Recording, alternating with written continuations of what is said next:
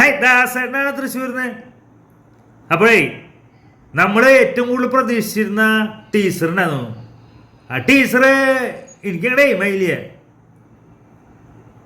ഇങ്ങനെ വിചാരിക്കില്ല കേട്ടാ. ഞാൻ വലിയ കുഴപ്പമൊന്നുമില്ലാത്തൊരു സാധനം പ്രതീക്ഷിച്ചു. പക്ഷേ വേറൊരു ടീച്ചറുണ്ട്, ഗംഭീരായിട്ട്.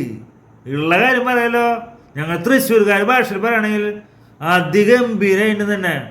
റൈഫിൾ ക്ലബ്ബ് ഞാൻ ശ്രദ്ധിച്ചിരുന്നില്ല കേട്ടാ. ഈ സാധനത്തിന് ഞാൻ ഇത്ര നാളായിട്ട് ശ്രദ്ധിച്ചിരുന്നില്ല.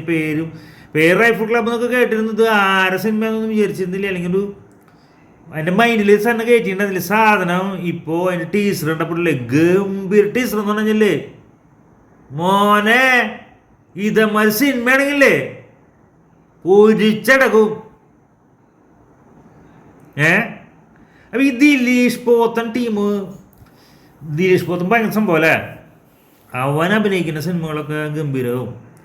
വിനീത് ഉണ്ട്, പണ്ടത്തെ നമ്മുടെ വിനീത്, പൂച്ചക്കണ്ണൻ വിനീത് സംവിധായകൻ, വടക്കം വരെ. അതിൽ മമ്മൂക്കയുടെ മോനൊക്കെ ആയിട്ട് അഭിനയിച്ചില്ലേ ആ വിനീത്. അതുപോലെ വാണി വിശ്വനാഥ്, ധാരാളം പുത്ര, ഗംഭീര ഡയറക്ഷൻ, ആദ്യ സെറ്റപ്പ്. റക്സ് വിജയന്റെ അടിപൊളി ബാക്ക്ഗ്രൗണ്ട് മ്യൂസിക് എന്ന് പറഞ്ഞല്ലേ അടിപൊളി.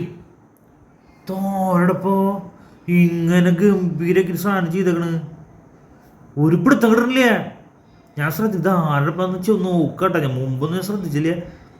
അങ്ങനെ നോക്കിയപ്പോൾ ഡയറക്ഷൻ, ഫോട്ടോഗ്രാഫി, ആഷിഖ് അബു എന്ന് പറഞ്ഞ ചുള്ളൻ. ഡാഡി കൂൾ എന്ന് പറഞ്ഞ സിനിമ സംവിധാനം ചെയ്തിട്ടേ എനിക്ക് ഭയങ്കര ഇഷ്ടപ്പെട്ടു. ഡാഡി കൂൾ എന്ന് പറഞ്ഞ സിനിമ പടം ഗംഭീര സിനിമയൊന്നായിട്ട് വിജയിച്ചൊന്നുമില്ല, എന്നാലും ആവറേജ് ലെവലിൽ നിന്നെങ്കിലും എനിക്ക് ഭയങ്കര ഇഷ്ടപ്പെട്ടു. അതിൽ മമ്മൂക്കനെ ഇൻട്രൊഡ്യൂസ് ചെയ്യുന്നതും അതുപോലെ തന്നെ കുറേ സംഭവങ്ങളുണ്ടായിരുന്നു. അതൊക്കെ ഭയങ്കരമായിട്ട്, അതായത് ഒരു അഡ്വർടൈസിങ് ഫിലിം പോലെയാണ്. അഡ്വർടൈസിങ് നമ്മൾ ചെയ്യില്ലേ, സിനിമ ഒരു അഡ്വർടൈസിങ് ആഡ് ചെയ്യുന്ന പോലെയൊക്കെ ആയിരുന്നു അത് ചെയ്തു. ഭയങ്കര ഇഷ്ടപ്പെട്ട സിനിമയായിരുന്നു അത്. വളരെ സിമ്പിളായിട്ടുള്ള സിനിമയാണെങ്കിലും ഇഷ്ടപ്പെട്ട സിനിമയായിരുന്നു.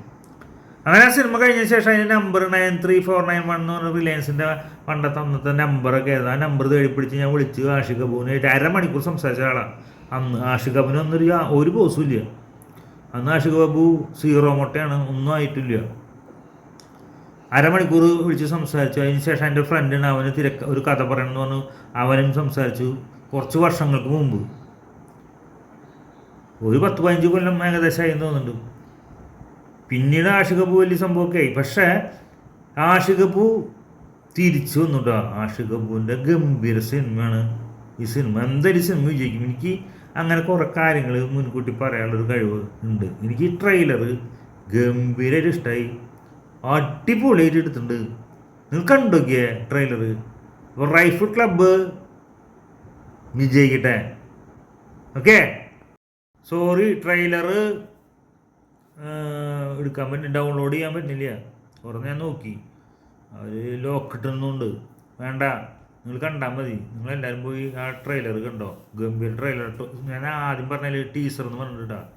പെട്ടെന്ന് മറ്റേ ടീസർ കഴിഞ്ഞിട്ട് പിന്നെ പെട്ടെന്ന് ഇതും കണ്ടപ്പോൾ ഈ ടീസറും ട്രെയിലറും എപ്പോഴും വരുന്ന കാര്യം മാറി വരുന്ന കാര്യം പെട്ടെന്ന് തെറ്റിയതാണ്. എൻ്റെ ചാനൽ എല്ലാവർക്കും കാണാൻ ലൈക്ക് ചെയ്യുക, കമൻറ്റ് ചെയ്യുക, സബ്സ്ക്രൈബ് ചെയ്യുക. എല്ലാവർക്കും ശുഭദിനം നടന്നുകൊണ്ട് നിങ്ങളുടെ സ്വന്തം ദാസേട്ടൻ തൃശ്ശൂരിൽ നിന്നും. അപ്പോൾ റൈഫിൾ ക്ലബ്ബ് ഗംഭീരമാവട്ടെ.